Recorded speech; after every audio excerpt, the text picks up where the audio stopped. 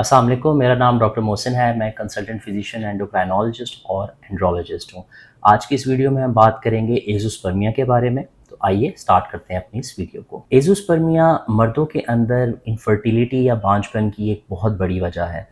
Azoospermia में होता ये है कि जो स्पर्म काउंट है वो निल या ज़ीरो हो जाता है। एज़ोस्पर्मिया को ब्रॉडली दो कैटेगरीज में क्लासिफाई किया जाता है, जिसमें है ऑब्स्ट्रक्टिव एज़ोस्पर्मिया और non obstructive azoospermia. Obstructive azoospermia एक ऐसी कंडीशन है जिसके अंदर गोलियों के अंदर या टेस्टिस के अंदर स्पर्म्स तो बन रहे होते हैं, लेकिन वो रुकावट की वजह से टेस्टिस से बाहर नहीं आ पा रहे होते।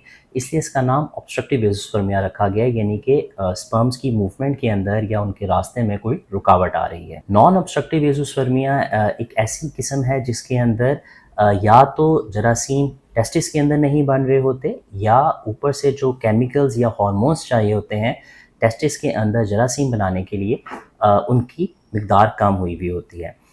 इसकी भी आगे दो इकसाम हैं। एक को कहते हैं प्राइमरी हाइपोगोनेडिज्म या हाइपरगोनेडोट्रोफिक हाइपोगोनेडिज्म। इसमें होता ये है कि जो टेस्टिस हैं उनमें जरासीम बनाने की कैपेसिटी या कैपेबिलिटी जो है वो ख़त्म हो चुकी होती है। जबकि दूसरी किस्म है जिसको सेकेंडरी हाइपोगोनेडिज्म भी कहा जाता है या हाइपोगोनेडोट्रोफिक हाइपोगोनेडिज्म कहा जाता है। इसमें होता ये है कि जो हार्मोन्स चाहिए होते हैं टेस्टिस से स्पर्म्स को बनाने के लिए, उन हार्मोन की डेफिशिएंसी हो जाती है। एज़ोस्पर्मिया का जो वर्कअप है या इसके लिए जो टेस्ट करवाए जाते हैं उसमें सबसे ज़रूरी तो सीमन एनालिसिस होता है, और अक्सर सीमन एनालिसिस के ऊपर ही पता चलता है कि मेल को एज़ोस्पर्मिया है। इसके बाद सबसे इम्पॉर्टेंट स्टेप ये होता है कि ये तशख़ीस की जाए कि ये ऑब्स्ट्रक्टिव एज़ोस्पर्मिया है या नॉन ऑब्स्ट्रक्टिव एज़ोस्पर्मिया है।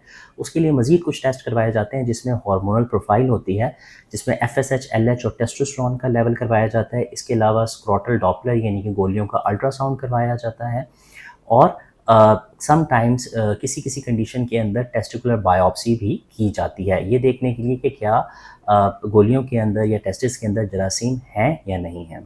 एज़ोस्पर्मिया की ट्रीटमेंट डिपेंड करती है कि किस टाइप का एज़ोस्पर्मिया है। अगर तो ऑब्स्ट्रक्टेड एज़ोस्पर्मिया है तो उसके अंदर जो ऑब्स्ट्रक्शन होती है, रास्ते में जो रुकावट होती है, उसको आइडेंटिफाई किया जाता है और उसको रिमूव किया जाता है, जिसके बाद एज़ोस्पर्मिया रिज़ॉल्व हो जाता है। लेकिन अगर नॉन ऑब्स्ट्रक्टिव एज़ोस्पर्मिया है तो उसमें ये देखना बहुत ज़रूरी है कि आया टेस्टिस के अंदर डिफेक्ट है जिसमें से जरासीम नहीं बन रहे, या आपके हार्मोन्स का डिफेक्ट है जिसकी वजह से जरासीम नहीं बन रहे। तो अगर तो हार्मोन का डिफेक्ट हो तो उसमें एक्सोजेनसली या बाहर से वो हार्मोन्स रिप्लेस किए जाते हैं, और अगर टेस्टिस के अंदर कोई प्रॉब्लम आ रही है तो उसमें फिर ये देखा जाता है कि वो प्रॉब्लम किस वजह से आ रही है। मोस्ट ऑफ द टाइम्स जो प्राइमरी हाइपोगोनेडिज्म है या हाइपरगोनेडोट्रोफिक हाइपोगोनेडिज्म है, यानी कि टेस्टिस के अंदर जरासीम ना बन रहे हों और टेस्टिस की अपनी कैपेसिटी ख़त्म हो जाए जरासीम बनाने की, तो उसकी ट्रीटमेंट काफ़ी मुश्किल होती है, और अभी तक हमारे पास मेडिकल साइंस में कोई बहुत ज़्यादा ट्रीटमेंट ऑप्शंस नहीं मौजूद उसके लिए। कई जगह पे स्टेम सेल थेरेपी रिकमेंड की जाती है इसके लिए, लेकिन ये थेरेपी अभी तक FDA अप्रूव नहीं है और ये अभी भी ट्रायल बेसिस के ऊपर ही चल रही है। अगर आपको भी मेल इनफर्टिलिटी का प्रॉब्लम है तो मेरा आपको मशवरा है कि एज सुन एज पॉसिबल किसी एंड्रोलॉजिस्ट या एंडोक्राइनोलॉजिस्ट से ज़रूर मशवरा करें, ताकि आपकी तशख़ीस की जाए और बर वक्त इलाज किया जाए।